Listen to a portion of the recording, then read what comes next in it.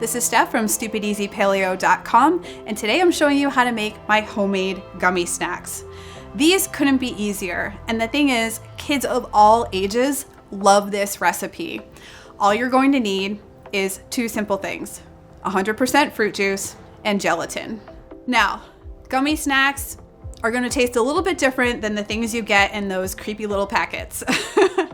But rest assured, they are the easiest way to sneak in some gut-soothing, healthy gelatin for your kids or even for you. You won't even know that they're good for you because they taste amazing. And when you make them into fun little shapes, everyone goes nuts for them. My favorite molds to use are these Lego molds.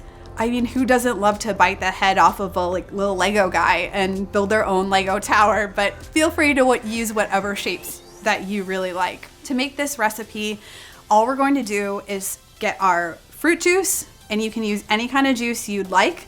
I really like beet juice. Why? Because it's a little subversive. You're gonna be sneaking in some really healthy stuff. Beet juice is great for your liver, and it's got lots of amazing vitamins and minerals. So I love beet juice, and it has a vibrant red color that is just so enticing especially for little kids. They love the red color of that, but it doesn't have any fake, food dyes, red number 40, none of that stuff. You can also use grape juice. That's another one that's really great for this recipe.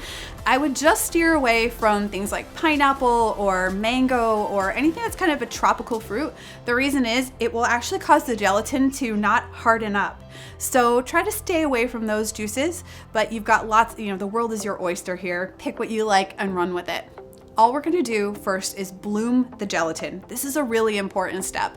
If you don't bloom your gelatin, it's going to get clumpy and hard, and nobody likes that.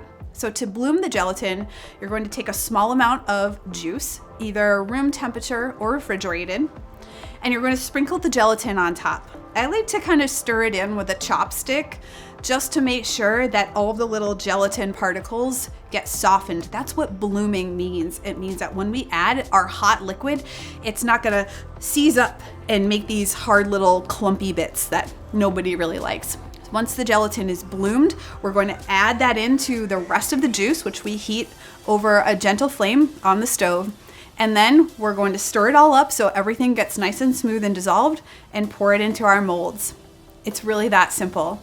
After an hour or two, you're gonna pop them out, and they're gonna come right out of these silicone molds, and then you can keep them in the fridge for 5 days up to a week. Just make sure they're in a covered container, or else you'll end up with what kind of looks like shrinky dinks. They get really small and shrunken if you don't keep them covered. So they last for a while, but just make sure you keep them covered in the fridge. Again, lots of great gut-soothing benefits from the gelatin, and then whatever goodness is in the 100% fruit juice that you're going to use. Low in sugar, no funky additives or flavorings or colorings, anything like that. A really great alternative for really kids of all ages. To get the full recipe for my homemade gummy snacks, head over to stupideasypaleo.com.